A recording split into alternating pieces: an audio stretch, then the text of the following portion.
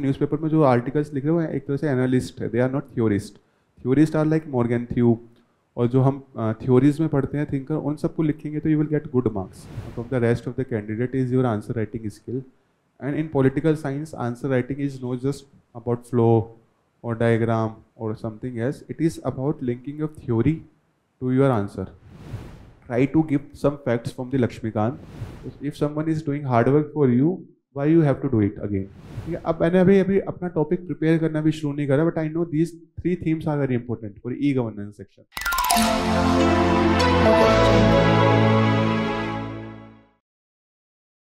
The UPSC exam doesn't defeat you with difficulty. It defeats you with confusion, lack of clarity, lack of direction, and preparation that feels scattered. At Vision IAS Delhi, we rebuild your UPSC journey with structure, strategy, and support that doesn't waver. Get complete coverage of GSC, SAT, and essay step by step. PT 365 and Mains 365, so current affairs stop feeling like chaos. Personal mentorship, not just advice, but actual strategy guidance. Test feedback loops, because growth begins where guesswork ends. Toppers didn't just prepare, they built the right foundation. Now it's your turn. This isn't just a course, it's where clarity, consistency, and confidence begin.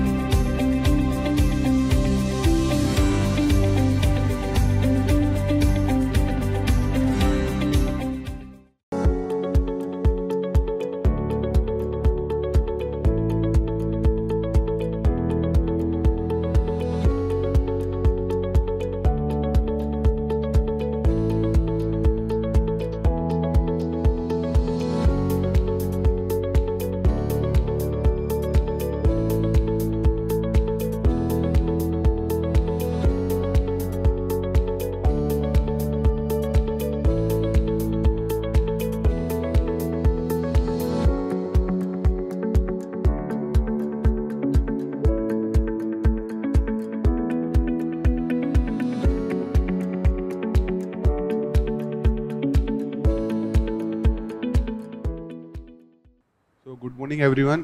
My name is Abhishek. This year I secured All India rank 14. This was my 6th attempt. Earlier also I was in Indian Revenue Service 2021 batch. Then I was in Indian. Right now I am in the Indian Police Service 2023 batch. So this was my 6th attempt and the 3rd selection. I wrote total 5 mains, and in all the 5 mains PSIR was my optional. So in 2020, I scored 300 marks in the PSIR optional.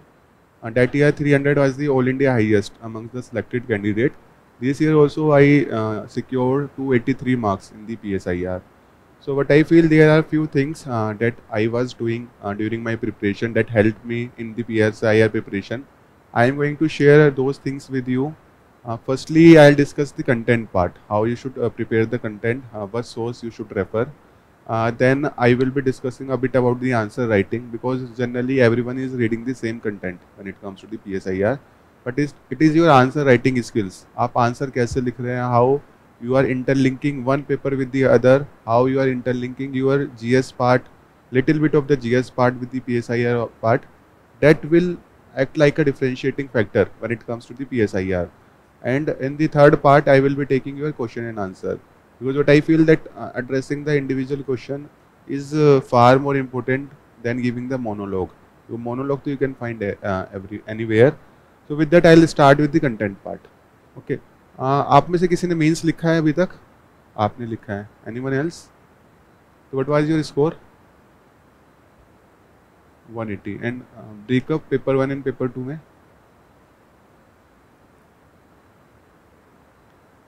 सो आपको सबसे ज़्यादा problem किस में आई थी when you are preparing for your mains?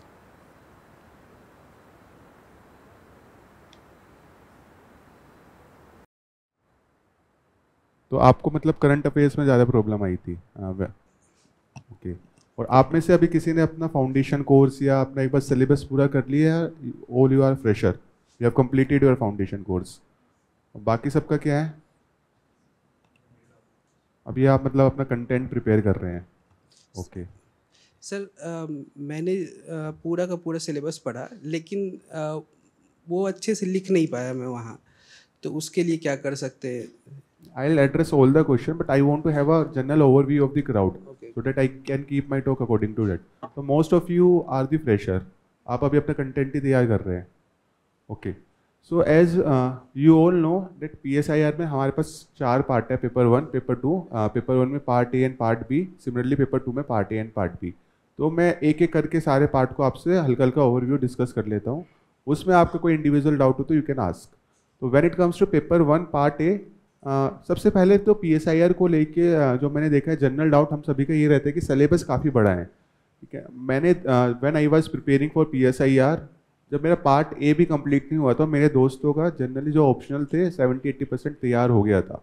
तो PSIR में सबसे पहला डाउट जो हम सभी को आता है कि syllabus is very vast, and even if you complete the entire syllabus, revision will be an problem. क्योंकि जब तक आप पार्ट 2 कर पाते हो अपने पेपर 2 का, जब तक पार्ट ए प्लेटो वगैरह सब तक हम भूल चुके होते हैं. तो सबसे बड़ी इशू यही होता है. तो बस आपको ये सिंपल सा मैसेज मैं यही दूंगा, वो इशू सबके साथ होता है. But once you complete your syllabus, it is very important when you are covering your syllabus to make your very small notes, short notes. until and unless you don't make your short notes, it will be very difficult to revise the entire syllabus again.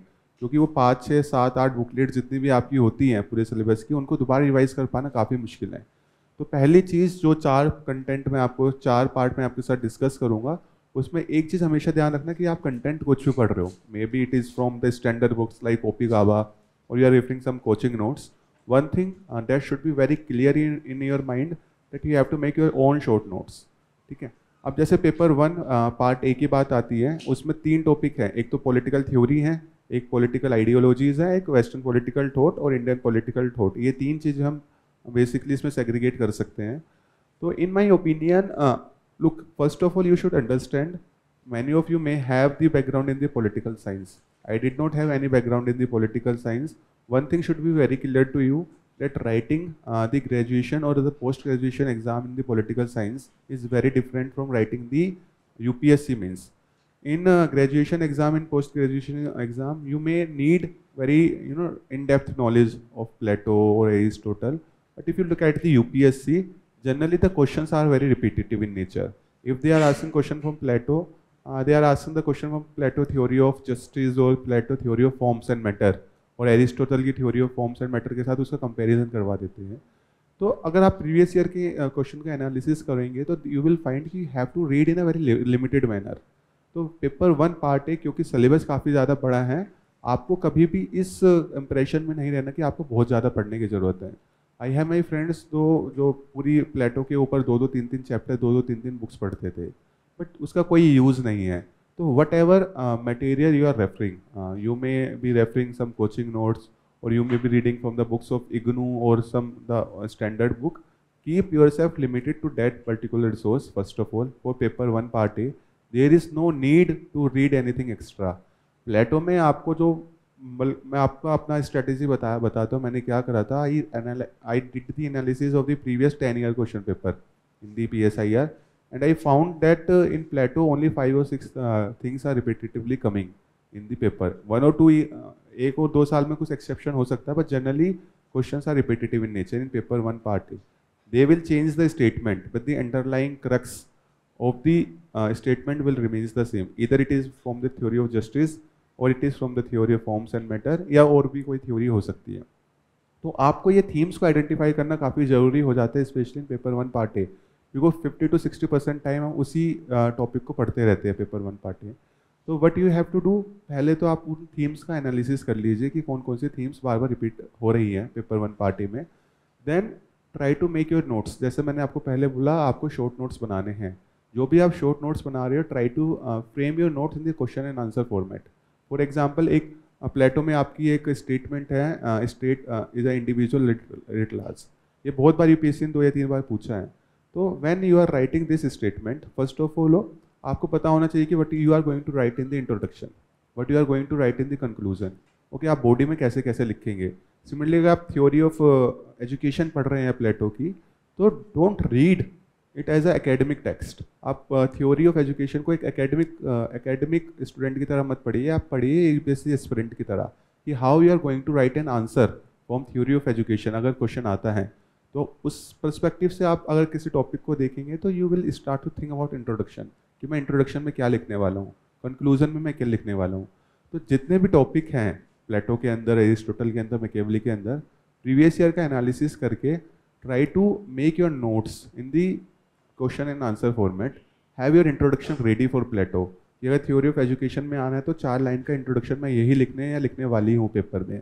Conclusion में आपको critic पता होना चाहिए कि which critic you are going to write in the particular question, अगर Plato या Aristotle या Machiavelli hopes कहीं से भी आता है। तो डैट विल हेल्प यू।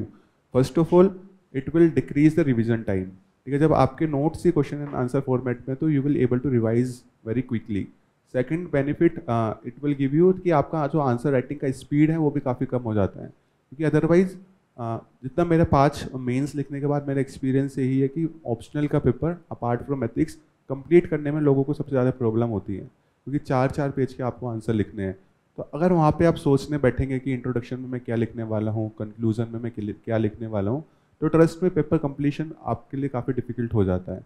तो उसका सोल्यूशन यही है कि your introduction and conclusion should be ready. And वो जब भी रेडी हो पाएगा जब आप अपने नोट्स को ही उसी तरह प्रिपेयर करेंगे। तो that thing should be very clear in your mind कि अपना एनालिसिस करके अपना पेपर बना लो।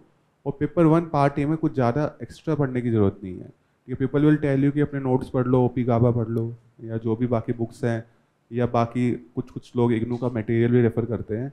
But trust me, I never refer this material, I stick to my notes. उसके अलावा मैंने कुछ नहीं पढ़ा। तो पेपर 1 पार्ट ए में मेरा सजेशन यही है कि whatever source you are following, follow it diligently. इधर उधर सोचने की जरूरत नहीं है when it comes to the paper 1 part A. Now 50% of your time, 60% of your time will be devoted to that particular segment because that forms the basics of the political science. Now when it comes to paper 1 part B, यहाँ पे आपको थोड़ी अपने से extra मेहनत करने की ज़रूरत है, क्योंकि what ever notes you will refer that will be note be updated. पहले तो उसमें करंट अफेयर्स का अपडेट नहीं होता। सेकंड, क्योंकि वो चीज़ काफ़ी ज़्यादा डायनेमिक है, until and unless you don't put your own efforts, little bit your own efforts, the marking will not be very good when it comes to paper part 2 of paper 1. So for that what you can do, first of all you have to keep Lakshmikant as your base. कई बार हमको लगता है कि हम paper part political science का answer लिख रहे हैं तो लक्ष्मीकांत हमारे लिए रेलिवेंट नहीं है।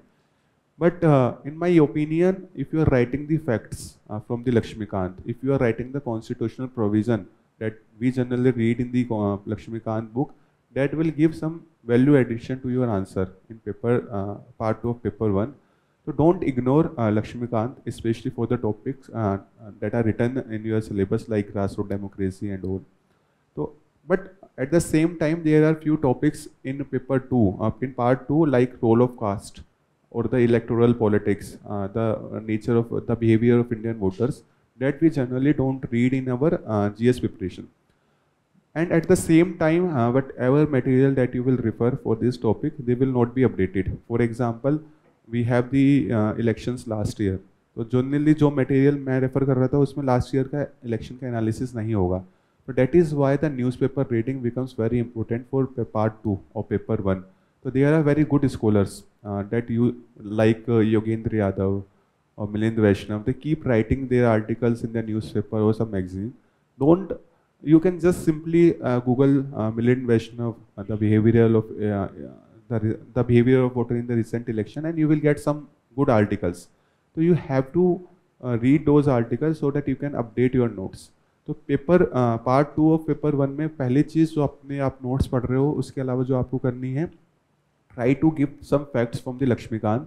At the same time, read these articles. Don't just read the newspaper for the sake of reading. Try to correlate the article with your syllabus.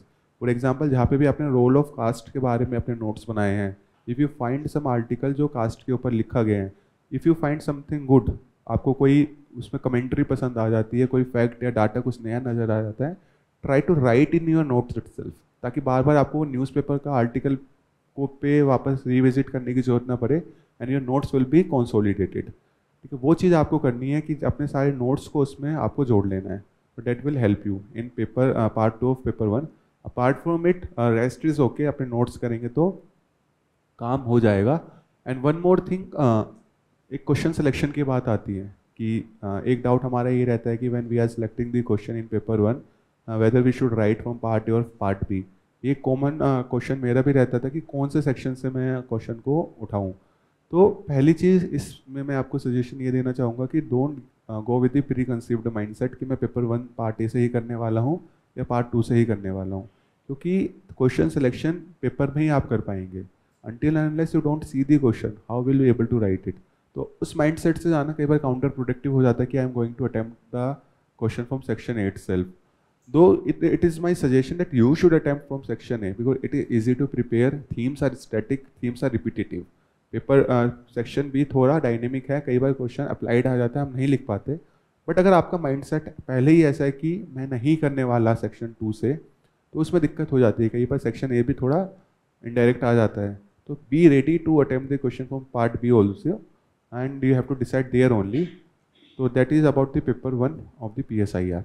Now coming to the paper 2, which is of the theory of the international relation and the dynamic part of it. देखो paper 2 का जो part है वो थोड़ा scattered है। एक source, एक particular source में आपको सारी चीज़ें नहीं मिल पाती हैं। ठीक है, ग्लोबलाइजेशन आपको मिलेगा, कई बार आपको कंपैरेटिव पॉलिटिक्स वाले जो टॉपिक है वो अच्छे से नहीं मिलेंगे, कई बार तो लास्ट में आपको जो ग्लोबल कंसर्न्स वाले टॉपिक हैं, टेररिज्म, एनवायरनमेंट वगैरह, वो अच्छे से नहीं मिलेंगे। तो यहाँ पे बहुत ज़्यादा एफर्ट करने की ज़रूरत होती है, स्पेशली जो लास्ट वाले टॉपिक है, क्योंकि there is no consolidated source for it. तो what you can do in section A और पेपर 2 कि पहले तो अपने बेसिक नोट्स को अच्छे से कर लो, जितना उसमें थ्योरी वगैरह दी है, but at the same time try to again add some points by your own preparation. For example globalization एक टॉपिक है, हर साल यूपीएससी पूछता है उस पर, तो they are very good articles that come on the Observer Research Foundation, ORF का है, द डिप्लोमेट करके एक थिंक टैंक है, उस पर काफ़ी अच्छे आर्टिकल्स ग्लोबलाइजेशन के ऊपर आते रहते हैं। एट द सेम टाइम जो आपकी फॉरेन पॉलिसी मैगजीन है उसमें से भी आपको कुछ कुछ आर्टिकल मिल जाएंगे। तो कहने का मतलब यही है कि ये जो टॉपिक है आपके global concerns, for example environment, तो उस पर आपको कुछ भी रेडीमेड नहीं मिलेगा। यू हैव टू रीड कि अभी ग्लोबली एनवायरनमेंट में क्या चल रहा है। जो आपका पेरिस क्लाइमेट वाला एग्रीमेंट है उसमें ट्रम्प के आने का क्या क्या इम्पैक्ट हुआ है, क्योंकि आप if you look at the question also तो they will link the current with the global concern. For example we have a lot of problem related to terrorism. India पे पहलगाम में अटैक हुआ, तो terrorism become very important theme for this year. तो you have to read कि terrorism में एक global perspective क्या है। फॉर एग्जांपल एक डेफिनेशन हमारी क्लियर नहीं है, तो वो क्यों क्लियर नहीं है, यूएसए का क्या स्टैंड है टेररिज्म के ऊपर, इंडिया का क्या स्टैंड है टेररिज्म के ऊपर, जो टेररिज्म से रिलेटेड ग्लोबल कन्वेंशंस है वो क्या क्या हैं, उनके क्या क्या ड्रॉबैक्स हैं। तो ये सब चीज़ें जो आपके यूएनएससी में रिजोल्यूशंस आते हैं, जो तालिबान पे एक रिजोल्यूशन को यूपीएससी से डायरेक्टली पूछ भी लिया था, तो ये ग्लोबली जो भी टेररिज्म पे चल रहा है, specially in the United nation और विद रिस्पेक्ट टू इंडिया और United states, it become very important. तो जितने भी आपके पेपर 2 में सबसे बड़ा इशू यही रहता है कि you will not have a very consolidated material, you have to read a lot. उसके लिए you have to take the help from the think tank के आर्टिकल, न्यूज़पेपर के आर्टिकल, मैगजीन्स एंड गूगल। आज की डेट में Chat GPT is there, तो I use to use Chat GPT a lot. You can just write the international convention with respect to terrorism, you will get the convention, then you can google it because ChatGPT will not give you the updated results, but you will have something, then you can build that particular thing by your own by googling it. So that is there for paper part 1 of paper 2. Now it come to part 2, that is completely dynamic. Again there is a impression that part 2 is completely current. Okay, जब मैंने अपना पहला mains लिखा था तो मुझको लगा था कि part 2 of paper 2 is completely current affairs, और मैंने वही गलती करी. I did not read the static part of it and I only got 96 marks in my first mains in paper 2. तो that was the blunder. Then I realize कि जो foreign policy हैं it is not happen in isolation. ठीक है, foreign policy के भी कुछ basics है, फंडामेंटल्स हैं, and it's a evolving process. तो you should have very good idea about the evolutions of the relation. For example, if you read the India-USA relation, you should be very clear कि independence के time India के relation कैसे थे USA के साथ, then cold war के time पे India के रिलेशन कैसे इवॉल्व हुए, देन जो आपका 1991 में जो भी यूएसएसआर का डिसइंटीग्रेशन हुआ उसका इंडिया के यूएसए के रिलेशन पे क्या इम्पैक्ट हुआ. देन अदर जो सिग्निफिकेंट इवेंट था वो था 1998 में जो इंडिया ने न्यूक्लियर टेस्ट करा था, उसका इम्पैक्ट क्या हुआ. उसके बाद 1990 से 2005 के बीच में ऐसा क्या हुआ कि जो सैंक्शन लगाने की बात थी हमसे उन्होंने न्यूक्लियर डील साइन कर ली, उसमें डायस्पोरा का क्या रोल था. 2005 के बाद जो 4 फाउंडेशनल एग्रीमेंट साइन हुए, that becomes a very significant thing. उसके बाद the formation of Quad. Okay, ये सब बड़े सिग्निफिकेंट माइलस्टोन्स हैं इंडिया और यूएसए के रिलेशनशिप में. तो when you are preparing India USA relation for your political science paper, for your IR section, don't just read कि अभी क्या चल रहा है. You have to have the complete picture of the relation right from 1947 till present. Biden के time पे क्या आता था, impact of Trump administration on India USA relation, जो H1B का वीज़ा का इशू चल रहा है उसका क्या इम्पैक्ट है रिलेशनशिप के ऊपर. तो आपको ये सब पढ़ने की काफ़ी ज़्यादा, मतलब you should have the complete picture of the relationship, then only you will able to write a very good answer. Okay, similarly when you read about India and China, don't just read कि अभी क्या चल रहा है. You have to read cold war के time पे क्या था, जो मेजर सिग्निफिकेंट इवेंट थे जो 2001, 2, 3 में एग्रीमेंट साइन हुए. Then Galwan was a very significant event when it comes to the India and China relation. अब हम पोस्ट गलवान बोलने लगे हैं. When we do the analysis of the India and China, we say post Galwan ऐसा हुआ. That is the watershed movement in the relation. तो again you have to read the entire thing for paper 2 part 2 also. Don't just limit yourself to the current affairs. जो भी आपके foundation आप notes पढ़ रहे हो, try to have the complete picture of each and every relation. तो this is और वही आपके सोर्स तो वही रहेंगे क्योंकि you have to read the current affairs also. तो करंट अफेयर्स के लिए देयर आर आर्टिकल्स, क्योंकि आपको अपने नोट्स में आपको बैकग्राउंड सारा रिलेशनशिप का मिल जाएगा. But when you have to read the current affairs, again you should refer to the newspaper articles and that ये थिंक टैंक के जो आर्टिकल्स होते हैं.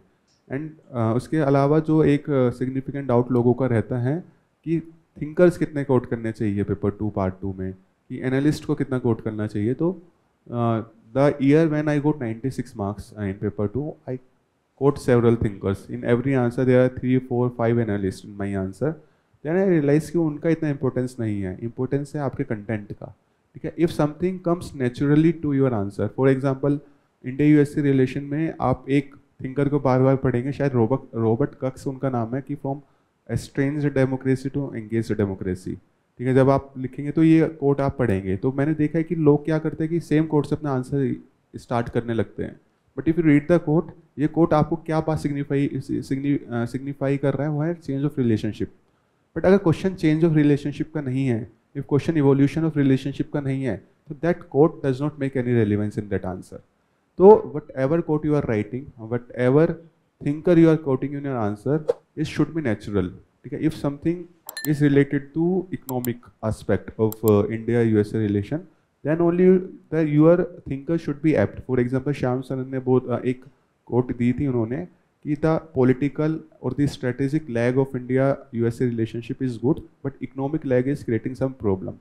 So if you are writing some problem in the economic aspect, the problems between India and USA when it comes to economic relationship, that quote becomes significant or the apt for the answer or natural. It will come in the natural flow. So don't force the thinker, don't force the analyst in your answer. Even if you are not writing any thinker, that is okay. Rather than writing some random thing in your answer. क्योंकि answer check करने वालों को भी idea लग जाता है कि इसने बस लिखने के लिए लिखा है इसको. तो डोंट कमिट दैट ब्लंडर. और one more thing that help me a lot in paper 2, that rather than writing the analyst that comes in the newspaper like Brahmachalani or Suhasini other, try to write the theory aspect of it. For example, Morgenthau is there. if you are writing something, writing about the India's national interest in in section 2, try to bring Morgan theory that national interest is supreme. तो theorist को लाना है, मतलब जितना ज़्यादा आप theorist को लिखेंगे that will help you rather than analyst को लिख रहे हो, क्योंकि न्यूज़पेपर में जो आर्टिकल्स लिख रहे हो एक तरह से एनालिस्ट है, they are not theorist. Theorist are like Morgenthau, और जो हम थ्योरीज में पढ़ते हैं थिंकर, उन सबको लिखेंगे तो you will get good marks. तो यह है कंटेंट से रिलेटेड, ये सब बोलना है मुझको. और जो सेकंड चीज़ है वो आंसर राइटिंग से रिलेटेड है. उसमें one thing that you should take care, don't just write the plain answer. Try to bring some interconnections in your answer. What do I mean by interconnection? For example, you are writing the answer in part 2 of paper 1, that is Indian governance and polity. ठीक है, एक आपका answer हो सकता है जो बिल्कुल GS के आंसर की तरह है. आपने जीएस के आंसर की तरह इंट्रोडक्शन लिखा, बॉडी लिखा, कंक्लूजन लिखा, खत्म करा. But you should understand that you are writing the answer for the political science paper. It should have some theory in it. So always try to bring theory from section A to section B. For example, if you are writing the question of grassroots democracy, तो आपने theories में theory of democracy पढ़ा होगा. ठीक है, आपने creative freedom वाली theory पढ़ी होगी, उसमें मैकफर्सन की theory पढ़ी होगी, आपने जोशुआ कोहेन वगैरह के बारे में पढ़ा होगा जिन्होंने डायरेक्ट डेमोक्रेसी की बात करी है. Try to bring these scholars in your answer.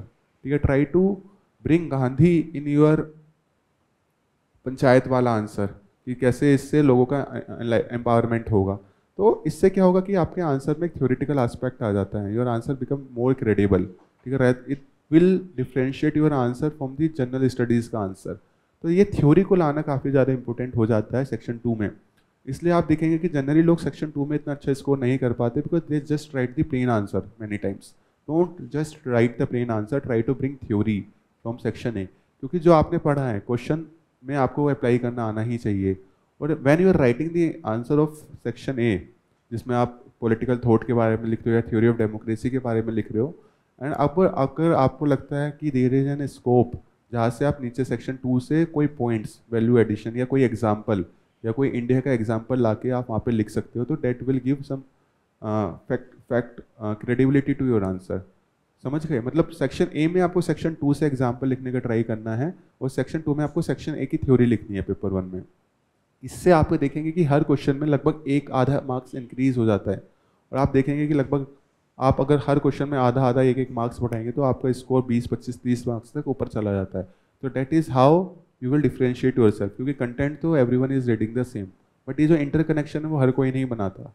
For example, it is not about the interconnection of the same paper. आप अक्रॉस द पेपर भी इंटरकनेक्शन लिख सकते हो. फॉर एग्जाम्पल, आपने हॉब्स का स्टेट ऑफ नेचर पढ़ा होगा, ठीक है, and then you will read the international if you are writing the answer, for example, on the decline of United Nations, ठीक है, there are some wars that are going on despite the presence of UN, so you can always bring the state of nature concept of the Hobbes. कि Hobbes ने ये बोला था, if there is no authority then state of nature will be the state of war of all against all. so it is a very good interconnection, क्योंकि आप देखेंगे कि internationally though we have UN but that does not have any power to enforce. ठीक है, एक coat ये भी था, covenants without sword nothing but words करके. तो you can use these things in your IR also, because वो उसका मैनिफेस्टेशन है. एक तरह से वो state of nature, state of war ही बना हुआ है because of the decline of United Nation. तो this thing you will able to do only when you have a very good clarity of the theory section. And one more thing, when it comes to the answer writing, especially in the paper 2, I will give one example for you. In 2020 or 2021, there is one question that after the Galvan, in the context of the Galvan crisis, what are the military options and the foreign policy options available for India against China?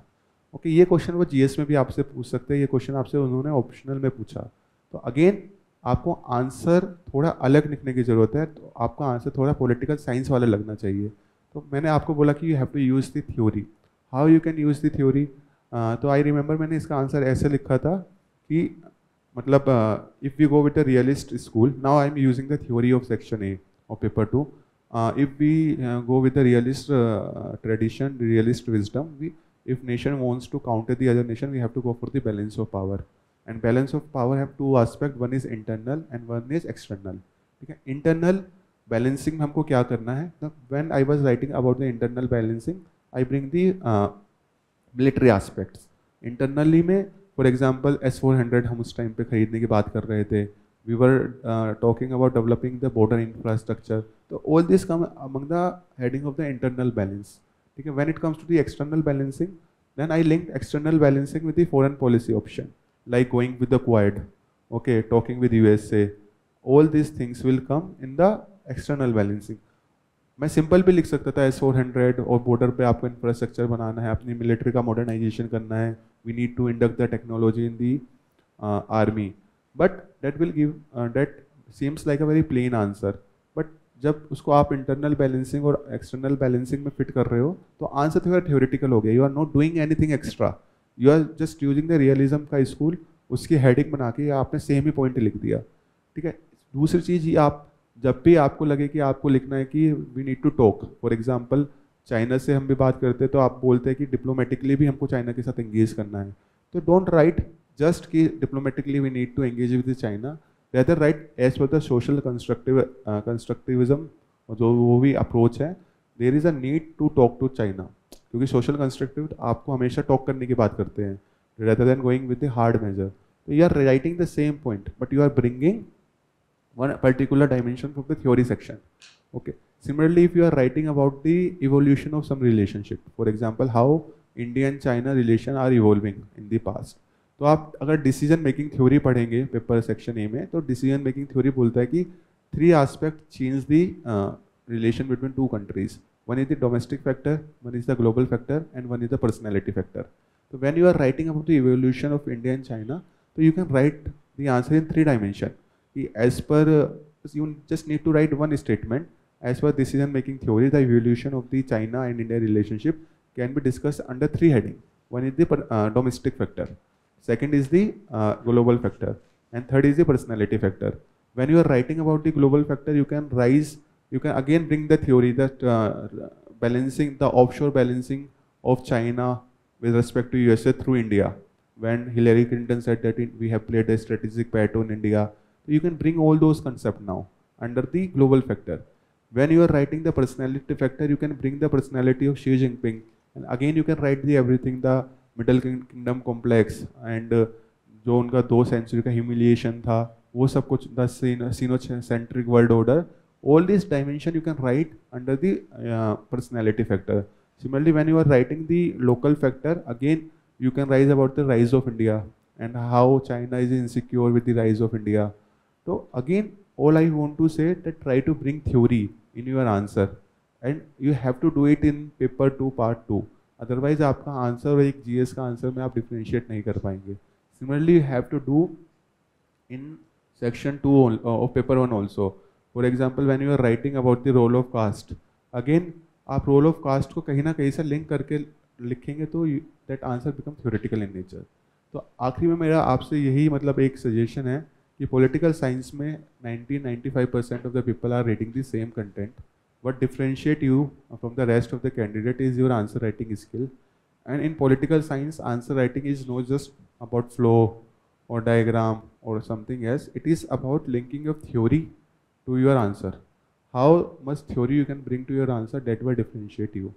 So always remember कि even if you are writing a very plain answer, try to bring theory. और आप इतना theory पढ़ लेते हो कि you can apply the theory in each and every concept. For example, 5-6 framework आप बना सकते हो. जैसे मैंने आपको एक डिसीजन मेकिंग थ्योरी वाला बताया, ग्लोबल फैक्टर, आपका लोकल फैक्टर और the personality factor, that framework can be use in multiple dimensions ना, multiple questions.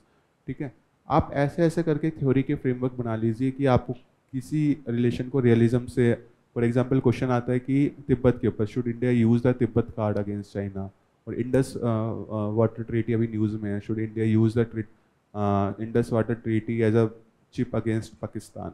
So when you are do the analysis of that question, go with a realist perspective. If you read the realist perspective, there will be thinkers like Brahmachalani, who are a strong advocate that India should revise the Indus Water Treaty. So you are writing the argument in favor of revoking the Indus Water Treaty, but you are using the realism school. Okay, when you have to write some criticism also, it is not all, it may not be beneficial to revoke the Indus Water Treaty, because you have to bring some balance to your answer. When you are writing that aspect, you can bring the liberal school or the social constructivist school कि बातचीत करने से मे भी solution हो जाए. इससे आपका answer theory भी आ रही है, आपके आंसर में बैलेंस भी आ रहा है, most of the things of a good answer will be addressed if you go with the theory. So that is what I have with respect to the content part and with respect to the answer writing part of the PSIR. Now, if you have any doubt with respect to PSIR or with respect to GS also, you can ask.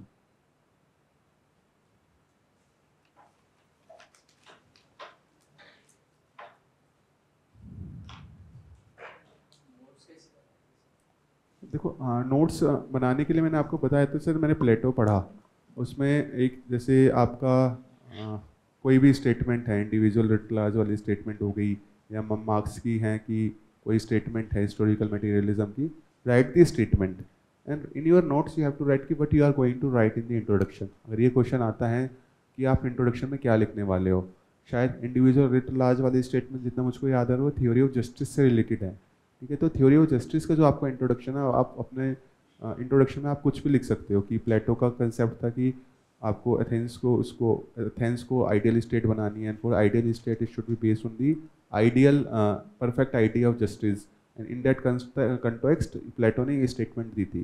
तो ये आपका introduction automatically ready है. ठीक है, इसका आप conclusion ready रख लीजिए कि थ्योरी ऑफ जस्टिस में जो प्लेटो का था उसमें कुछ क्रिटिसिज्म भी था. ठीक है, उसका क्रिटिसिज्म में आप कार्ल पॉपर से उसका क्रिटिसिज्म लिखना चाह रहे हैं या किसी और थिंकर से आप उसका क्रिटिसिज्म लिखना चाह रहे हैं, वो अपना कंक्लूजन में लिख लीजिए. जो आपका बॉडी है उसका कि हाउ यू विल इवोल्व, कि उसने बोला था कि सोल ऊपर जाती है तो परफेक्ट मैनिफेस्टेशन ऑफ चीज़ें को देखती है, when it come back only the man of जो गोल्ड हैं वो परफेक्ट रिकलेक्शन कर पाता है, इसलिए फिलोसफर किंग बेस्ट है रूल करने के लिए. ये एक फ्लो है आंसर का. तो when you are writing the statement in your notes, write the statement, write the introduction 2 या 3 लाइन का, write the conclusion, and body में don't write the entire thing, just write the flow. You will start with this and you will proceed like this and you will end your body in at that particular point. क्योंकि जो आपके notes हैं, proper पूरे notes हैं, उसमें आपको कहानी तो याद रहती है कि उसने प्लेटो ने ऐसा ऐसा बोला था, बट एक फ्लो मिस हो जाता है. वो फ्लो ही आपके नोट्स में होना चाहिए. That will reduce your content also. But revision से पहले आप उसको पलटेंगे, कहानी आपको खुद याद आ जाती है क्योंकि आप प्लेटो को 2 या 3 बार पढ़ चुके होंगे. दिक्कत PSIR में यही आती है कि रिवाइज नहीं कर पाते हम. ठीक है, आप प्लेटो को रिवाइज करने बैठोगे अपने नोट से 2 या 3 घंटा आपको उसमें लग जाएगा. Then how you will revise the other topic. ठीक है, तो लेकिन आपने अगर इस फ्लो में नोट्स बनाए हैं अपने, तो आपको रिवीजन में प्लेटो के 10 या 15 मिनट लगेंगे. कहानी आपको ऑटोमेटिकली खुद ही याद आ जाती है. और जब आप मेंस लिखेंगे तो यू विल रियलाइज कि इतना ना टाइम होता ना स्पेस होता कि हम बहुत ज़्यादा लिख पाए. आपको बहुत रिफाइंड करके लिखना होता है. तो that is how you should make your notes. कई बार बोला जाता है कि पैराग्राफ में लिखना है और कई बार कहते हैं पॉइंट वाइज लिखना है, तो कैसे लिखना चाहिए इस ऑप्शन? देखो ये काफ़ी क्वेश्चन रहता है कि PSIR में पॉइंट में लिखे या पैराग्राफ में लिखे. तो मेरा मानना है कि अगेन पहले वो क्वेश्चन पे डिपेंड करता है कि आप पॉइंट लिखना चाह रहे हो या पैराग्राफ लिखना चाह रहे हो. ठीक है, फॉर एग्जांपल प्लेटो पे क्वेश्चन आ गया या मैकेवली पे क्वेश्चन आ गया, आप पॉइंट्स में कैसे उसको थ्योरी ऑफ फॉर्म को समझाएंगे? नहीं, क्योंकि उसमें एक फ्लो होना चाहिए आपके आंसर में. तो दैट इट इज़ ऑलवेज मतलब एडवाइजेबल. मुझको ऐसा लगता है कि PSIR में try to write in the paragraph format. दो मतलब पॉइंट्स में भी आप लिख सकते हो but flow will not be there. But there will be few question like role of India in peace keeping operation, जो आपका पेपर 2 पार्ट ए में टॉपिक है. That you can write in the points कि हमने लगभग 49 mission जो उसमें participate करा है, लगभग 2 लाख या 1.5 लाख जितने भी कैजुअलिटीज़ हुई हैं, ये अवार्ड इंडिया को मिले हैं. ये पर्टिकुलर ऑपरेशन थे कोंगो में जहाँ पे इंडिया ने ऑल वुमेन कंटीजेंट भेजा था अपना. That you can write in the points also. But for theory part it is always better if you right in the flow, and flow will come only when you right in the paragraph. Sir ये IGP में current और scholars को ढूंढना बहुत मुश्किल होता है sir, तो उसके लिए क्या सोर्स रिफ़र करना चाहिए? देखो न्यूज़पेपर में आप पढ़िए, मतलब कास्ट के ऊपर कोई आर्टिकल हर 5 से 6 दिन आपको न्यूज़पेपर में मिल ही जाएगा. ठीक है, तो आप एक थिंकर को ले, रजनी कोठारी, मतलब आप नोट्स में आपके और थिंकर भी लिखे हुए हैं. ठीक है, रजनी कोठारी, योगेंद्र यादव, जितने भी गोपाल गुरु, ये जितने भी थिंकर्स हैं, पोल ब्रास वगैरह, जो सेक्शन में हम कोट करते हैं, आपको उनको नाम पता है. आप कुछ मत करिए उनके नाम से, उनका नाम डाल के recent article written by Rajni Kothari, आपको जो भी रिसेंट आर्टिकल मिलेगा उसको पढ़िए and try to relate it with the content जो आपके सिलेबस में है. तो उससे आपको हेल्प मिल जाएगी. रेदर देन अगर आप न्यूज़पेपर भी रेगुलरली नहीं पढ़ पा रहे हो तो Google it. Okay sir, thank you. You can ask question from GS also, prelims also.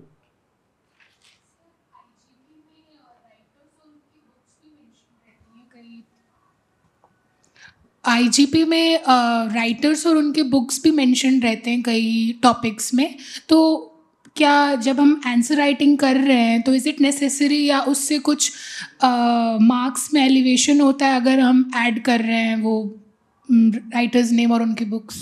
देखो मैंने पर्सनली कभी बुक का नाम तो नहीं लिखा, राइटर का मैंने नाम लिख दिया कि मतलब उन्होंने ये बोला है विनोद, अगर कैक का मैं आंसर लिख रहा तो विनोद राय की एक बुक थी, प्रताप भानु मेहता की एक बुक थी रीथिंकिंग इंडियन इंस्टीट्यूशन, इसमें उन्होंने विनोद राय ने एक आर्टिकल लिखा था। तो मैंने कभी बुक का नाम पर्सनली नहीं लिखा।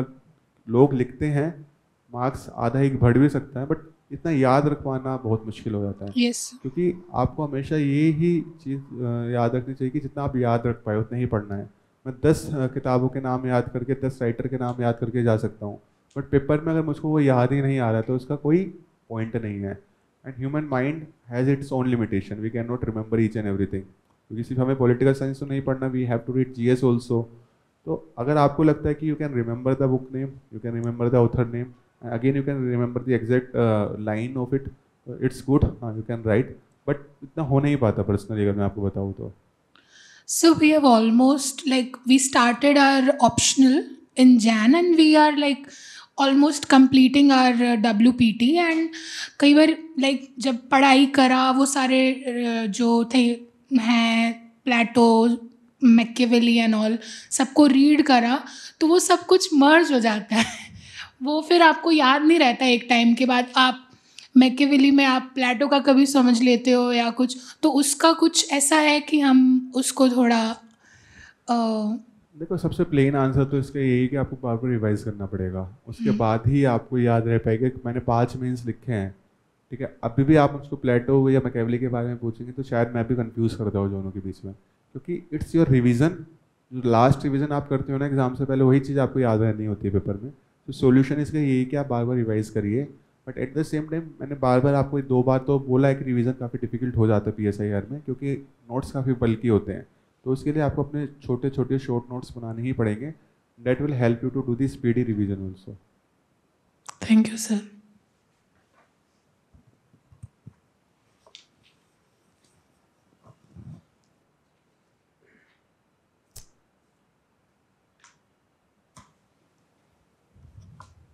Sir, what was your strategy for the prelims? Okay, so for prelims, देखो प्रीलिम्स की जब बात आती है तो काफ़ी ज़्यादा मुझको सबसे ज़्यादा डर प्रीलिम्स में ही लगता था, क्योंकि काफ़ी अनप्रिडिक्टेबल चीज़ है।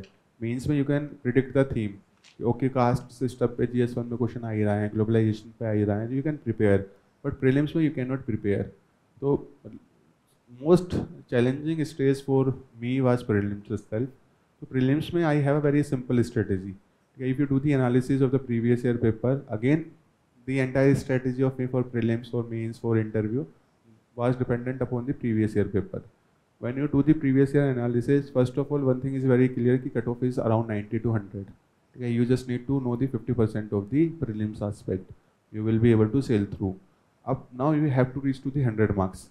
Okay, उसके लिए I did the previous year analysis and I find that there are few topics that are few subjects that are most important. So I always say that P is equal to P, prelims is equal to priority. आपको अपने एक priority list बनानी होगी, ठीक है। आप देखेंगे polity में हर साल लगभग 18-20 सवाल आते ही आते हैं, and fortunately we have one standard book also, Laxmikanth. आपके करंट अफेयर्स भी पॉलिटी के सिंपल ही होते हैं, ठीक है, काफ़ी मेजर होते हैं।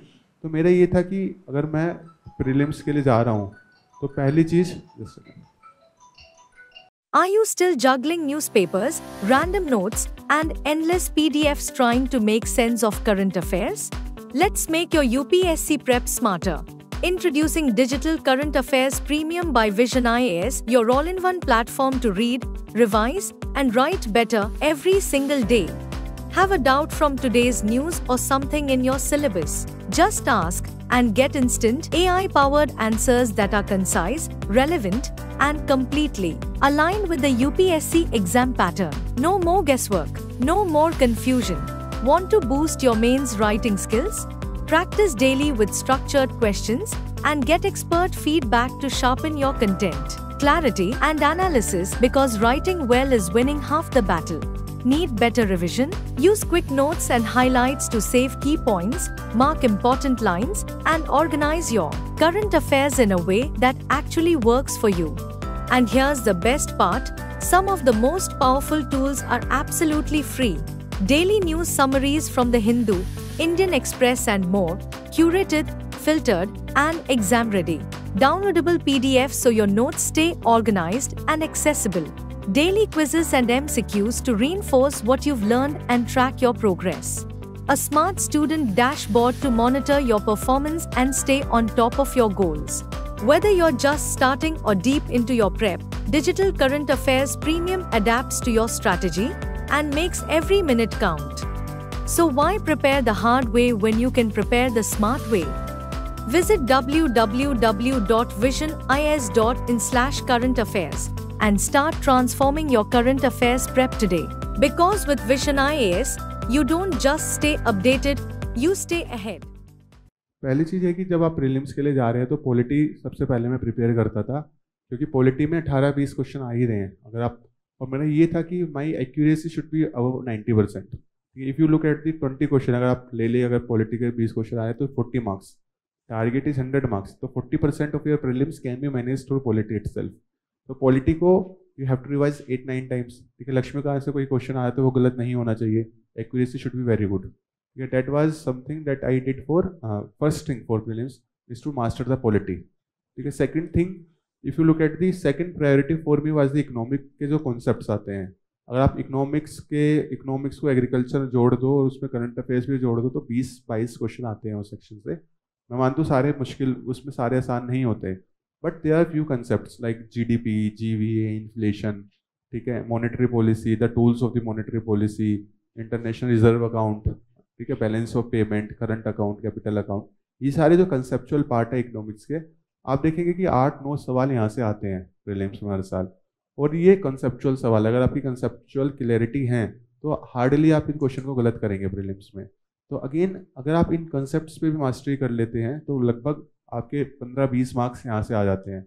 35-40 मार्क्स आपने पॉलिटी से ले लिए, 15-20 मार्क्स आपके यहाँ से आ गए, तो लगभग 50%-60% ऑफ द कट ऑफ आपने क्रॉस कर लिया सिर्फ by reading polity and the concepts of the economics. उसके बाद एनवायरनमेंट है. एनवायरनमेंट में UPSC will never ignore the importance of environment, because forest का भी प्रीलिम सेम है. तो 15 क्वेश्चन फॉरेस्ट एनवायरनमेंट के आते हैं. अगेन 15 में से सारे आसान नहीं होते क्वेश्चन लगभग, लेकिन 7 या 8 क्वेश्चन अगर आप बेसिक किताबें पढ़ के जा रहे हो, करंट अफेयर्स को अच्छे से करें तो 7 to 8 question can be managed in the environment. ठीक है, तो लगभग आपके 15 मार्क्स वहाँ से आ गए. उसके अलावा भी आपका बहुत कुछ बचा है. ज्योग्राफी बचा है, मॉडर्न हिस्ट्री बचा है, आर्ट एंड कल्चर है, एंशिएंट है, मेडिवल है. उसके बाद करंट अफेयर्स भी बचा हुआ है. लेकिन आपका 60 to 70% कट ऑफ का काम हो चुका है, क्योंकि आपकी एक्यूरेसी यहाँ पे काफ़ी ज़्यादा होनी चाहिए. वो जब भी होगी आप बार बार रिवाइज करेंगे. ज्योग्राफी में भी अगर आप देखेंगे जो 11th and 12th की एनसीईआरटी हैं उससे यूपीएससी डायरेक्टली क्वेश्चन पिक कर रहा है. ठीक है, वर्बेटिम वहाँ से क्वेश्चन आ रहा है, तो आपको ज़्यादा पढ़ने की जरूरत नहीं. अगर आप वो 2 एनसीईआरटी भी पढ़ लेते हो तो आपके 3-4 क्वेश्चन वहाँ से मैनेज हो जाते हैं. उसके अलावा करंट अफेयर्स आप पढ़ेंगे. तो उसके अलावा एंशिएंट मेडिवल में मैं बहुत कम एफर्ट डालता था, क्योंकि वही इनपुट आउटपुट रेशो ज़्यादा अच्छा नहीं है. आर्ट एंड कल्चर के लिए I use to refer to the Nitin Singhania. ठीक है, क्योंकि वहाँ से क्वेश्चन ज़्यादा पढ़ूंगा, क्वेश्चन आने की गारंटी नहीं है, क्योंकि वहाँ से क्वेश्चन काफ़ी डिफिकल्ट भी आ जाता है. तो ये प्रायोरिटी बना के आप पढ़िए. उसके अलावा एक मैप के क्वेश्चन आते हैं जो लो हैंगिंग फ्रूट है. जितने भी कन्फ्लिक्ट इस टाइम चल रहे हैं, फॉर एग्जांपल गाजा में है, रशिया यूक्रेन में है, अभी इंडिया पाकिस्तान के बीच में हुआ, तो जितने भी कन्फ्लिक्ट जोन है जो इनकी ज्योग्राफी है वो यूपीएससी के लिए काफ़ी इंपॉर्टेंट हो जाती है. UPSC has a habit of asking the geography of the conflict area. तो आप जो भी करंट अफेयर्स की मैगजीन पढ़ेंगे उसमें IR की मैगजीन में एक प्लेसेस न्यूज़ करके सेगमेंट आता है, उसको आप अच्छे से कर लीजिए. तो इस तरह से आप जाएंगे तो आप देखेंगे कि आपने काफ़ी सिस्टमेटिक मैनर में प्रीवियस ईयर का एनालिसिस करते हुए जो टॉप प्रायोरिटी वाले एरिया वो अच्छे से आपने कवर हो चुके हैं, आपने बार बार रिविजन कर लिए हैं उनका. Then you can shift your focus to the less efficient areas जहाँ पे इनपुट आउटपुट इतना नहीं है. फॉर एग्जाम्पल एंशिएंट हिस्ट्री हो गई, मेडिवल हिस्ट्री हो गई, उसको छोड़ना नहीं है, उसको बाद में पढ़ लेना है. ठीक है, और साइंस एंड टेक तो I use to do the current affairs only. और दूसरी चीज़ है जो आपको प्रीलिम्स में ध्यान में रखनी है कि don't run too much after current affairs. ठीक है, try to focus more upon the static part, because current affairs में देर इज नो गारंटी कि क्वेश्चन कहाँ से आ जाएगा। हो सकता है कि आपको लगे कि ये करंट अफेयर इंपॉर्टेंट नहीं, यूपीएससी ने वहीं से पूछ लिया, बट स्टैटिक में देर इज गारंटी। ये पार्लियामेंट से जैसे मनी बिल से क्वेश्चन बार बार यूपीएससी पूछती है, तो आपको मनी बिल का कंसेप्ट पता तो आपको क्वेश्चन वो सही हो जाएगा। कि आप जितना टाइम करंट अफेयर्स में 2 या 3 4 सोर्स पढ़ने में लगाते हैं, बेटर है कि स्टैटिक का उतनी बार रिविजन कर लीजिए। ठीक है, करंट अफेयर्स के लिए you can just focus on the one material that you are following, that is enough. Don't run too much about the current affairs, focus on the static part. And the third and the very important thing is to do the practice, क्योंकि prelims paper is also applied in nature nowadays, they are not asking the direct question, and application you can do only when you have that practice with you. Yeah, it's like a skill, and any skill can be learned after the practice only. So you have to solve several mock tests. ठीक है, आपके लिए mock test काफ़ी है market में, you can do that also. But more important is to do the previous year paper. या आप previous year paper को भी बार बार करते रहिए, क्योंकि when you are doing the previous year paper ना, you will understand the psyche of the UPSC also, how they are framing the statement, how you can eliminate the option by reading the statement, जिसको हम elimination technique बोलते हैं। लोग कहते हैं कि they are not working nowadays, but if you understand the psyche of UPSC, you can still solve many questions through that, understanding or through the common sense. So do the previous year paper also. So that was my strategy for prelims. Sir CSAT के लिए what was your approach? तो CSAT में generally I did not face any problem in CSAT. इसलिए मैंने कभी CSAT के लिए specifically तैयारी नहीं करी, to be very frank. But one thing that you can do, and one thing that I used to do in the CSAT paper, you never attempt the paper serially. ठीक है, आप question number 1 से 80 तक कभी मत करिए। उसमें क्या होता है कि you will stuck in some question, you will waste your time, and then you will realise कि आप 60-65 क्वेश्चन तक ही कर पाए, और आखिरी के 15 क्वेश्चन में से 3 या 4 आपको आते थे। Don't do that blunder. Everyone of us will have different strength and weakness. I was strong in the aptitude section. Maybe some of you will be strong in the reasoning section. Some of you may be strong in the English comprehension section. So whatever is your strength, try to solve that part first. For example, if I am going with the aptitude section first, I know that compound interest वाला जो question है वो मेरे लिए difficult होगा, वो topic मुझे ढंग से नहीं आता। But topic like time and work, boat and stream, number system, ये मेरे स्ट्रॉन्ग है। तो I will scan the paper, I will look for these areas कि नंबर सिस्टम के क्वेश्चन कहाँ पर हैं। फॉर एग्जाम्पल 9 या 10 क्वेश्चन पूरे पेपर में वो स्कैटर होते हैं, आप 10 क्वेश्चन वो कर लीजिए क्योंकि वो आपके स्ट्रेंथ वाले एरियाज हैं। Then I will shift to the reasoning. Reasoning में भी there are questions of blood relation, there will be the question of setting arrangement, वो मेरा स्ट्रेंथ है। I will pick them and I will solve those question first, and then I will go for the comprehension वाला section. ठीक है, अगर आपकी comprehension strength है तो you will start with the comprehension, then you will shift to your relative areas of strength. जब आपको लगे कि आपके स्ट्रेंथ वाले एरिया आपने सारे कवर कर लिए, देन काउंट द क्वेश्चन। वो मेरे लिए 35, 40, 45 तक हो जाते थे। I have a target of 45 to 50 question, और मैं अपने स्ट्रेंथ से ही 50 क्वेश्चन कर पा रहा हूँ, जिसमें एक्यूरेसी मुझे पता ज़्यादा ही आनी है। तो I will not attempt the paper much, क्योंकि उसमें 200 नंबर में से 150 नंबर लाने का कुछ फ़ायदा नहीं है। I aim is to score 67 marks. 45 अगर मैं 50 क्वेश्चन भी हो रहे हैं तो मुझको पता है उसमें 42 से 45 सही होंगे, तो I will stop there only. ये जब तक टाइम वैसे ख़त्म हो जाता था। तो आपको स्ट्रेंथ का एरिया आइडेंटिफाई करना है। उसके बाद अगर आपको टाइम बच रहा है और आपको लगता है कि अभी क्वेश्चन अटैम्प्ट कम हुए हैं, then you shift to the other areas जो आपको डिफिकल्ट लग रहा है या जिन क्वेश्चन में थोड़ा टाइम चाहिए। तो that was my strategy. Don't waste your time initially in those area जहाँ पे आप कंफर्टेबल नहीं हो या जहाँ उन क्वेश्चंस में ज़्यादा टाइम लग रहा है। या कॉम्प्रिहेंशन में भी आई रिमेंबर कि कुछ कॉम्प्रिहेंशन ऐसे आते हैं जिसमें 2 क्वेश्चन होते हैं। I use to pick those comprehension first, क्योंकि एक कॉम्प्रिहेंशन को पढ़ के मैं 2 क्वेश्चन कर पा रहा हूँ। या जो बिल्कुल ही है 5 या 6 लाइन वाला कॉम्प्रिहेंशन है, एक क्वेश्चन एक ही है लेकिन कॉम्प्रिहेंशन में 4 या 5 लाइन ही है, उसको मैं 1 मिनट में सोल्व कर पाता हूँ। कई क्वेश्चन है कि कॉम्प्रिहेंशन में बड़ा एक ही क्वेश्चन है, तो उसको आपको आखिरी में करना है। तो you should be smart enough to navigate the paper of CSAT। ठीक है, अपना स्ट्रेंथ को करना है और उसमें थोड़ा प्रायोरिटी बना के सोल्व करते रहना है। Thank you.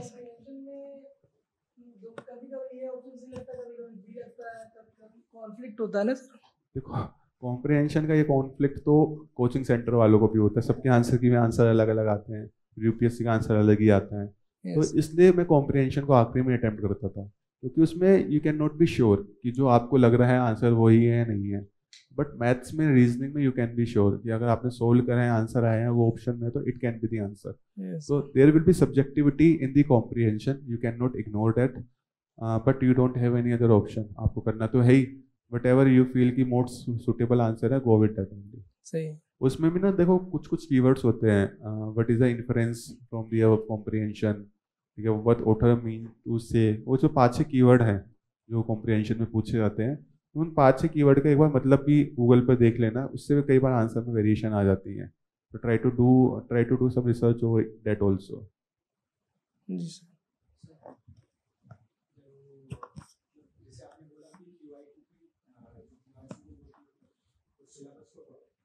उसके बाद जो थीम होगी उनको एनालाइज करो। तो उसके बाद मतलब हर टॉपर्स बोलते हैं कि फिर कंपाइलेशन करो सब नोट्स का। तो वो कंपाइलेशन की एग्जैक्टली प्रोसेस क्या है, मतलब कि कब कंपाइलेशन होगा, फिर उसका रिवीजन कब होता है? देखो मैं अब बता रहा, तो मैंने क्या करा था कि फॉर एग्जांपल मैं मेंस का ई गवर्नेंस वाले टॉपिक पढ़ रहा हूँ, ठीक है। अब ई गवर्नेंस में टॉपिक शुरू करने से पहले एक बार मैं पिछले 10 साल के क्वेश्चन देख लिया कि ई गवर्नेंस में यूपीएससी ने क्या क्या क्वेश्चन पूछे हैं। तो आप पिछले 10 साल में क्वेश्चन देखेंगे ई गवर्नेंस के, या तो यूपीएससी ने उसकी स्ट्रेंथ पूछी है कि what are the benefits of e governance, ठीक है, या यूपीएससी ने उसके चैलेंजेस पूछे, what are the challenges in e governance, या यूपीएससी ने उसका सॉल्यूशन पूछा है, what are the solution to improve the e governance model in our country. ये 3 थीम्स से क्वेश्चन आए हैं, ठीक है। अब मैंने अभी अपना टॉपिक प्रिपेयर करना भी शुरू नहीं करा, but I know these 3 themes are very important for e governance section. तो what I will do now कि I will search the advantages of e governance in a multi dimensional aspect, कि economy में उसका क्या योगदान है, उसका society में क्या योगदान है उसका, ठीक है, उसका पॉलिटी या एडमिनिस्ट्रेशन में क्या बेनिफिट है। तो क्योंकि आप देखेंगे कि 2 पेज का आंसर लिखना है, even if you are writing the benefits of e governance, आपके पास 6 या 7 पॉइंट से ज़्यादा लिखने का इसको पेपर में नहीं होने वाला, क्योंकि एक क्वेश्चन में यूपीएससी क्वेश्चन तो पूछता नहीं है, 2 या 3 सब क्वेश्चन होते हैं। आप 2 या 3 सब क्वेश्चन को भी एड्रेस करते हो तो एक सब क्वेश्चन में आपको 5 से ज़्यादा पॉइंट लिखने को नहीं मिलेंगे। तो ऐसे मैंने 6 पॉइंट को लिखा और उनको वहीं पे अपने नोट्स में लिख लिया कि इकोनॉमी में आएगा तो मैं ये वाला पॉइंट लिखूंगा। उसमें एग्जाम्पल भी कुछ ना कुछ मैंने सर्च कर लिया कि एक एग्जाम्पल आप लिख देंगे तो आपके आंसर में थोड़ी क्रेडिबिलिटी आ गई, या कोई डाटा लिख दिया आपने। ऐसे आप गवर्नेंस का लिख रहे हो, मान लो कोई रिपोर्ट आई है कि पर्टिकुलर ई गवर्नेंस को पोर्टल को लॉन्च करने से इतना गवर्नमेंट का पैसा बच गया, वो किसी नीति आयोग की रिपोर्ट हो सकती है, किसी गवर्नमेंट की रिपोर्ट हो सकती है, तो उस रिपोर्ट को वहीं पे लिख लिया कि अगर मैं एडमिनिस्ट्रेटिव वाला पॉइंट या गवर्नेंस का पॉइंट लिखूंगा तो I will write this example. तो वो कंपाइलेशन में साथ के साथ ही कर लिया एक बार, ठीक है। इस तरह से मैंने 5 चैलेंजेस लिख लिए मल्टी डायमेंशनल, कि इसका इकोनॉमिक चैलेंज क्या है, एक सोशल चैलेंज क्या है, क्योंकि डिजिटल इतनी लिटरेसी इंडिया में नहीं है, तो that can be a challenge. उसका आपको कोई एग्जाम्पल मिल गया कि किसी की डिजिटल लिटरेसी की वजह से वो गवर्नमेंट की स्कीम को नहीं अपना पा रहा है, तो वो आप लिख दीजिए। जैसे न्यूज़पेपर में काफ़ी एग्जाम्पल मिलते रहते हैं कि आधार में आपका फिंगरप्रिंट से ऑथेंटिकेट नहीं हो पा रहा, इससे लोगों को पीडीएस का राशन नहीं मिल पा रहा, तो वो एग्जाम्पल आप लिख सकते हो। एक तरह से आपने ये कंपाइलेशन कर लिया। अब आपके पास इस तरह से पूरे GS2 के अपने नोट्स बन गए, ई गवर्नेंस का, सेल्फ हेल्प ग्रुप का, सेक्रेटरी चार्टर का, आपके पास नोट्स प्रिपेयर हो गए।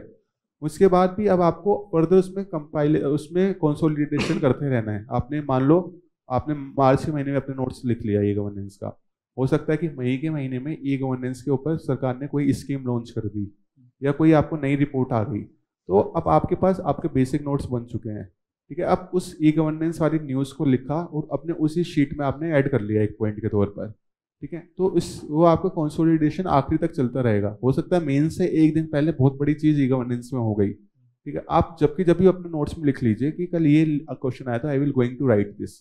तो वो कंपाइलेशन जो आपके नोट्स के वो टाइम के साथ चलता रहता है, बट स्टार्टिंग में 90% टाइम आपको देना पड़ता है, उसके बाद थोड़ा थोड़ा अपडेशन आपका टाइम के साथ होता रहता है। सर आप प्लीज़ सब्जेक्ट वाइज मेंस के लिए, मतलब अभी पॉलिटी का फॉर एग्जांपल कि पॉलिटी के लिए प्रीलिम्स से तो लक्ष्मीकांत से हो जाता है, पर मेंस के लिए आपने क्या किया था? ऐसे सब्जेक्ट वाइज कुछ मेंस में एक्स्ट्रा एडिशनल सोर्सेस यूज़ किए थे क्या? देखो पहले तो जो मेंस के टॉपिक है आपके पास, आपके जितने भी वर्ड्स उसमें लिखे हुए हैं, जैसे ई गवर्नेंस हो गया, तो आपको ई गवर्नेंस लिया, ठीक है। अब क्या है कि बहुत सारे रिसोर्स हो सकते हैं, पर्टिकुलर बुक मैंने फॉलो नहीं करी। आपको जैसे कोचिंग में आप मेंस का आंसर लिख रहे हो, ठीक है, आप मॉडल आंसर उठाइए अपना किसी भी। तो मैंने रिवर्स इंजीनियरिंग काफ़ी ज़्यादा करी थी। जैसे आपकी टेस्ट सीरीज़ का कोई आंसर आया आपके पास, आप 2 साल की टेस्ट सीरीज आपको मार्केट में सॉल्यूशन मिल जाते हैं मॉडल टेस्ट, आप 2 साल की मॉडल टेस्ट उठा लीजिए। आप देखिए कि आपके पास एक शेड्यूल भी आ जाता है, जो मैंने कहा था मैं आपको वो बता रहा हूँ। उसमें आपको पता है कि टेस्ट नंबर 3 में ई गवर्नेंस से रिलेटेड क्वेश्चन पूछा गया है।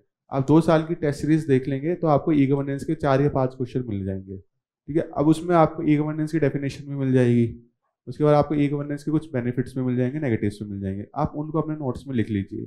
उसके बाद आपको लगता है कि अभी भी कुछ रह गया तो यू कैन गूगल इट, ठीक है। उसके बाद आप अपने कोचिंग के नोट्स से भी देख सकते हो जो भी आपने कोचिंग ली है, तो ये चीज़ कर सकते हो। मेरा फोकस ज़्यादा रिवर्स इंजीनियरिंग पे था, क्योंकि मॉडल टेस्ट में से आपको बहुत सारे पॉइंट मिल जाते हैं, डाटा भी मिल जाता है, केस स्टडी भी मिल जाती है।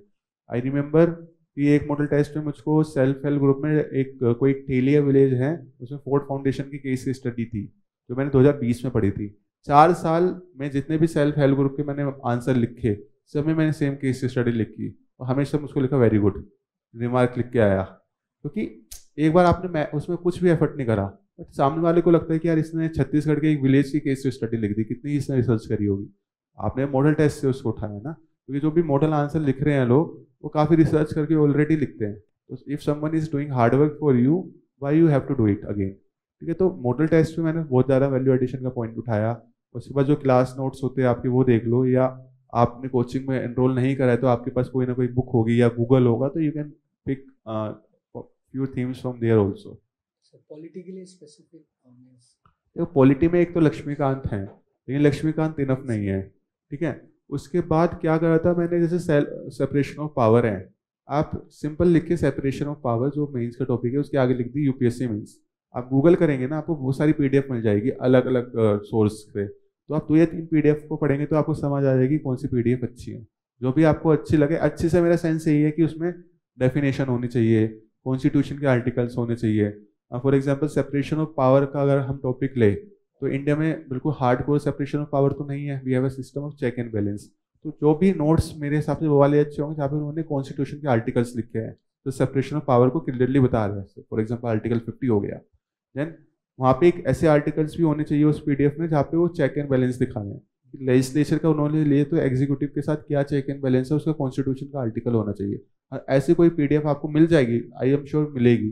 तो जो भी आपको ऐसी पीडीएफ मिले तो that is a good PDF and you can make your notes from that PDF. तो यूज गूगल काफ़ी अच्छे से, और आप पे कोचिंग के नोट्स है तो you can use that notes also.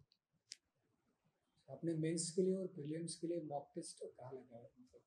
देखो मॉक टेस्ट तो प्रीलिम्स के लिए मैंने एज सच आपको विजन की 35 टेस्ट वाली एक सीरीज चलती है जो आपको मिल जाती है हर जगह से, तो वो तो मैंने घर पे बैठ के ही करा था। आप क्वेश्चन को सोल्व कर सकते हो, उसके अलावा आप अपने आंसर के साथ आंसर मिला के अपने मार्क्स लगा लो, एक वो चीज़ कर सकते हो।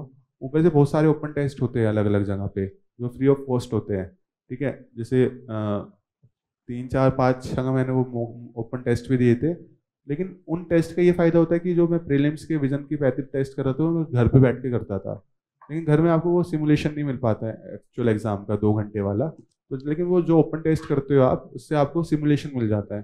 तो ओपन टेस्ट मैंने काफ़ी जगह लिखे थे। उसके अलावा उसके बाद जो मेंस की टेस्ट सीरीज़ है वो भी मैंने एक तो अभ्यास लिखा था इस साल जो 4 टेस्ट वाला होता है, उसके अलावा 1-2 ओपन टेस्ट मैंने और लिखे थे, क्योंकि ये मेरा 5वां मेंस था तो इतना आंसर राइटिंग की मुझको ज़रूरत नहीं थी।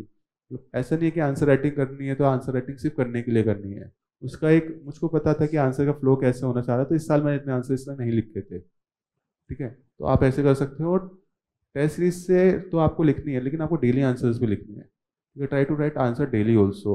और अपना एक छोटा पीयर ग्रुप बना सकते हो जो आप एक दूसरे का सेल्फ इवेल्यूशन कर लो।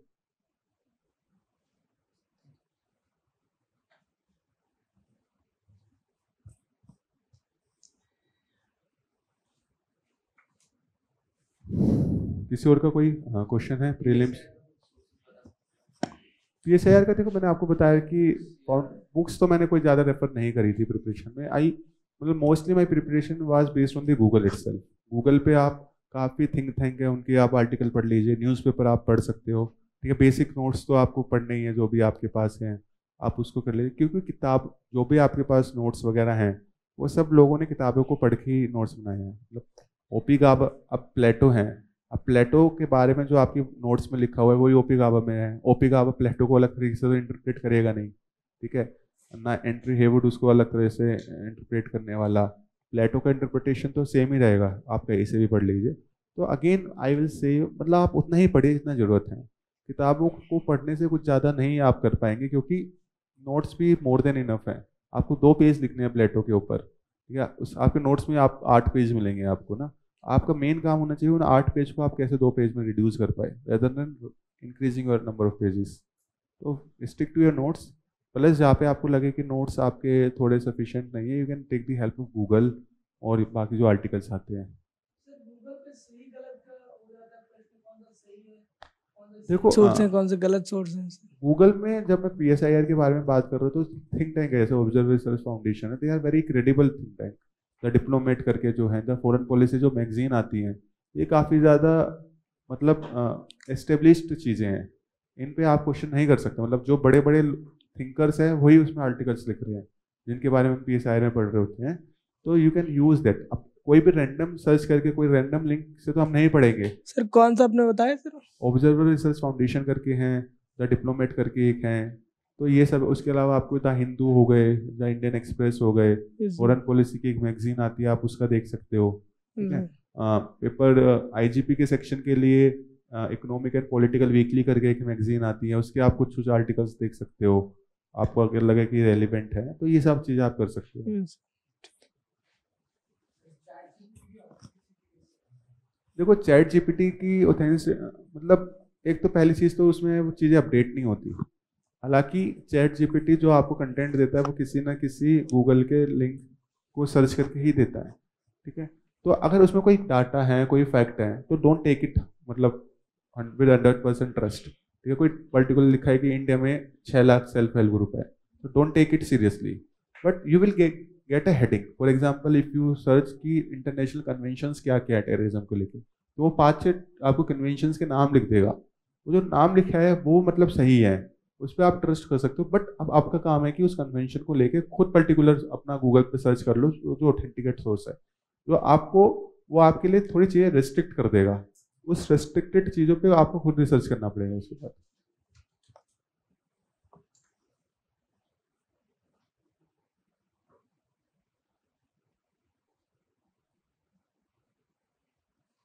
Any other question? तो ठीक है, फिर सेशन वाइंड अप करते हैं। तो मतलब PSIR के लिए यही है आखिरी में कि keep the things very simple, don't try to read many things. अपनी जो चीज़ें आपको लिमिटेड ही पढ़नी है, but try to do some innovation कि आप कैसे थ्योरी उसमें ला सकते हैं, कैसे करंट अफेयर्स आप उसमें लिंक कर सकते हैं। और आप इतना भी कर लेते हो तो that is more than enough. उसके अलावा तो PSIR में कंटेंट से ज़्यादा आपको मतलब अगेन आई विल से कि थ्योरी जितना आप ज़्यादा लिख पाएंगे उतना ही ज़्यादा आपके लिए फ़ायदा रहेगा। With that, I'll end my session here. Thank you everyone for being a patient listener. All the best. Thank you.